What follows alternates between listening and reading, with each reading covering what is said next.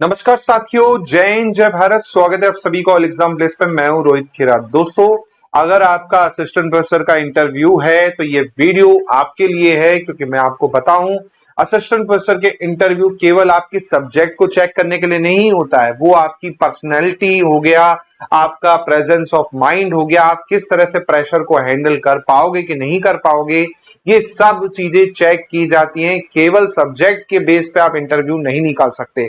आपका overall personality के साथ साथ आपका नॉलेज आपके इंटरव्यू में अच्छे मार्क्स दिलवाता है। तो इस वीडियो में आपको बताने वाला हूं वो चीजें जो आपको ध्यान रखनी है, जिससे आप अपने इंटरव्यू में अच्छे मार्क्स ला सकते हैं। चलिए शुरुआत करते हैं इस वीडियो की।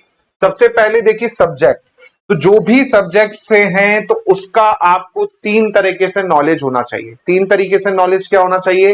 एक तो बेसिक नॉलेज होना चाहिए आपके सब्जेक्ट का, जिसमें बेसिक डेफिनेशन अगर पूछ लिया है ना, या फिर कोई एग्जाम्पल पूछ लिया आपसे है ना, या कोई स्कॉलर के बारे में उस सब्जेक्ट से रिलेटेड कोई पूछ लिया, तो वो आपको पता होना चाहिए कि हाँ ये सब्जेक्ट है, इसमें ये बेसिक कॉन्सेप्ट होता है ना।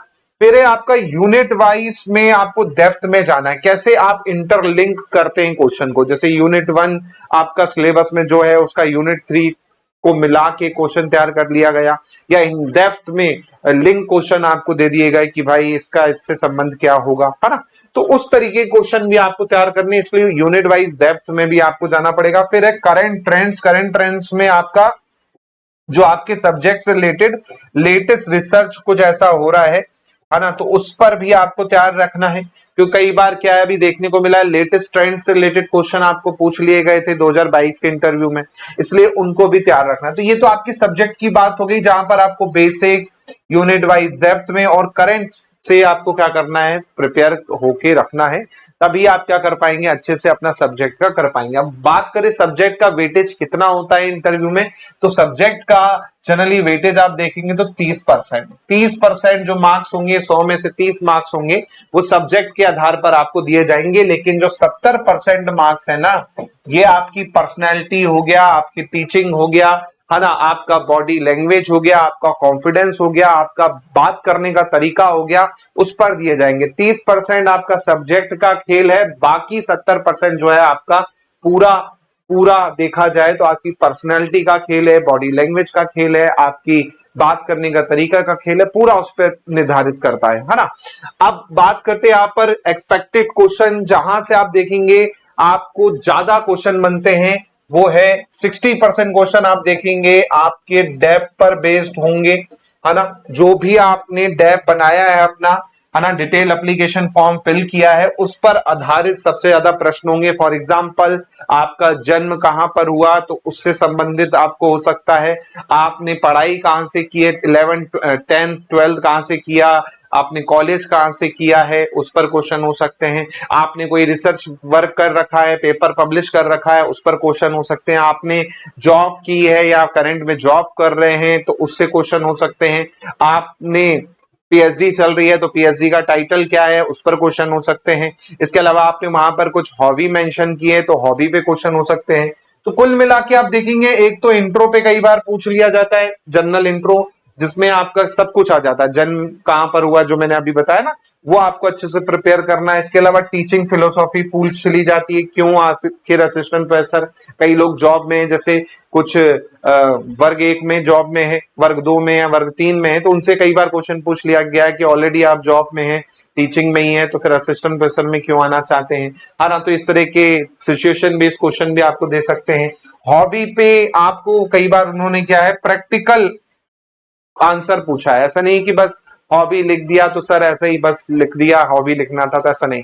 आपको पता होना चाहिए कि आपका टीचिंग में या फिर आपके पढ़ाने में किस तरह से आपकी हॉबी काम आएगी, है ना। तो इस तरह के क्वेश्चन भी कई बार आपको प्रिपेयर करके रखने हैं। ऐसे क्लासरूम बेस्ड क्वेश्चन आपको पूछ लेंगे कि भाई मैनेज कैसे करोगे स्टूडेंट्स को। कई स्टूडेंट हैं जो बहुत यंग एज में सिलेक्ट हुए हैं 2022 में, तो उनसे क्वेश्चन पूछा था कि आपकी एज ही बहुत कम है, फिर भी कैसे मैनेज करेंगे, है ना। या फिर आपका लैंग्वेज जो है हिंदी नहीं है, आप बाइलिंगुअल कैसे कर पढ़ा पाएंगे, क्योंकि इंग्लिश मीडियम वाले स्टूडेंट भी थे कई बार। तो इस तरह से क्लासरूम बेस्ड क्वेश्चन भी आपको पूछ सकता है। तो 60% क्वेश्चन आप देखेंगे इधर ही उधर घूमते रहते हैं। 10% क्वेश्चन जो रहते हैं ना, वो आपका किस पर आधारित होते हैं, 30% जो होंगे यहाँ पर, जैसे मैंने बताया सब्जेक्ट पर। अब देखो सब्जेक्ट पर एक चीज आपको ध्यान रखना है, जो भी आपका सब्जेक्ट है ना, मान के चलिए आपका जूलॉजी है, मान के चलिए आपका हिंदी है, जो भी आपका सब्जेक्ट है, हर क्वेश्चन का यूनिट वाइज आपको मिलेगा, है ना। यूनिट वाइज आपको क्वेश्चंस प्रिपेयर करने हैं। वैसे तो हमारे जो बैच है ना, मॉक बैच, उसमें आपको सब हम यूनिट वाइज क्वेश्चन प्रोवाइड कर रहे हैं, ताकि आप उनका अपने शब्दों में आंसर तैयार कर रखें। लेकिन आप नहीं ले रहे बैच, और अगर अभी तक नहीं लिया तो ले लीजिएगा, क्योंकि वहां पर आपको काफी सुविधा मिलने वाली है हमारे मॉक बैच में। जैसे कि मैं आपको बता दूं, हमारा मॉक बैच चल रहा है, जिसमें अभी 2,999 रुपए में कंप्लीट मॉक बैच मिल जाएगा, जिसमें बेसिक क्लासेस भी हैं। इसके अलावा आप देखेंगे इंटरव्यू से रिलेटेड आपको जो कॉमन मिस्टेक्स होती हैं वो भी बताई जाती है, 1 to 1 आपको क्या है गाइड किया जाता है। इसके अलावा जो भी क्लासेस है गूगल मीट पे आपको देखने को मिलेंगी। 3 मॉक यहाँ पर आप दे सकते हैं पर्सनल, है ना, 1 ऑफलाइन 2 ऑनलाइन। इसके अलावा कॉमन सेशन जो आपके होते हैं वो अलग, अगर आपको लगता है कि इंप्रूवमेंट की जरूरत है तो 1 मॉक एक्स्ट्रा भी आपको यहाँ पर मिल जाता है। तो 3,000 रुपए में कंप्लीट मॉक का बैच चल रहा है, इसे ज्वाइन कर सकते हैं आप, जिसमें यूनिट वाइज क्वेश्चन, आपके डेप्थ पर आधारित क्वेश्चन, पर्सनलाइज क्वेश्चन सब आपको जो है मिलने वाले हैं, तो ज्वाइन कर सकते हैं। बात करते हैं सब्जेक्ट की, तो जैसे मैंने कहा 30% क्वेश्चन आपके सब्जेक्ट से रहने वाले हैं। तो उसमें कोशिश ये कीजिए कि भाई हर क्वेश्चन का आप 1 मिनट का स्ट्रक्चर्ड आंसर तैयार रखें। जी हाँ, पैनल को सबसे ज्यादा कुछ इंप्रेस करता है ना, तो वो स्ट्रक्चर्ड आंसर करता है। जी हाँ, अगर आपका आंसर एकदम स्ट्रक्चर्ड होगा, वेल डिफाइन होगा, इंप्रेस हो जाएगा भैया पैनल। क्योंकि बहुत सारे स्टूडेंट्स ऐसे होते हैं कि घुमा घुमा के आंसर देते, टू द पॉइंट नहीं देते। वो सबसे बड़ी गलती होती है, क्योंकि वहां पर इतना टाइम नहीं रहता कि आप उनको घुमाओ। आपको बस जो भी पूछा है उसका स्ट्रक्चर्ड 1 मिनट में आंसर आ जाना चाहिए, एकदम वेल डिफाइंड, कि हाँ भाई ये चीज पूछी है तो ये इसका आंसर होना चाहिए सर, बस खत्म। आपको घुमाने की जरूरत ना पड़े, कोशिश ये करें जो भी आपका आंसर हो वो स्ट्रक्चर्ड हो, है ना। इसके अलावा आप देखेंगे यहाँ पर यूनिट से आपको क्वेश्चन प्रिपेयर करना है। हर यूनिट से जो सिलेबस है आपका असिस्टेंट प्रोफेसर का, उससे आपको प्रिपेयर करनी है, ताकि आपको कुछ भी पर यूनिट से पूछ लिया जाए तो कम से कम आप बताने लायक रहें। क्योंकि बहुत सारे स्टूडेंट हैं, सोचते हैं कि बस 1-2 यूनिट पढ़ ली, थोड़ा बहुत बेसिक पढ़ लिया, हो गया। लेकिन कई बार क्या है, डेप्थ में उन यूनिट से भी पूछ लिया गया है ना। तो हर यूनिट आपको प्रिपेयर करनी है। हर यूनिट के क्वेश्चन आपको क्या है मॉक इंटरव्यू बैच में शेयर किए जाएंगे, जिनको आपको अपनी लैंग्वेज में, अपने शब्दों में क्या है प्रिपेयर करना होगा। ठीक है। इसी प्रकार दोस्तों 10% क्वेश्चन जो होते हैं ना, वो आपके बिहेवियर पे आधारित हो सकते हैं, आपकी मेच्योरिटी पर आधारित हो सकते हैं, क्लासरूम बेस्ड फिलोसॉफी पे बेस्ड हो सकते हैं। वो हमेशा आपको क्या करेंगे जज, सबसे पहले वो आपका देखेंगे कितना काम है, कितना शांत है कि नहीं है।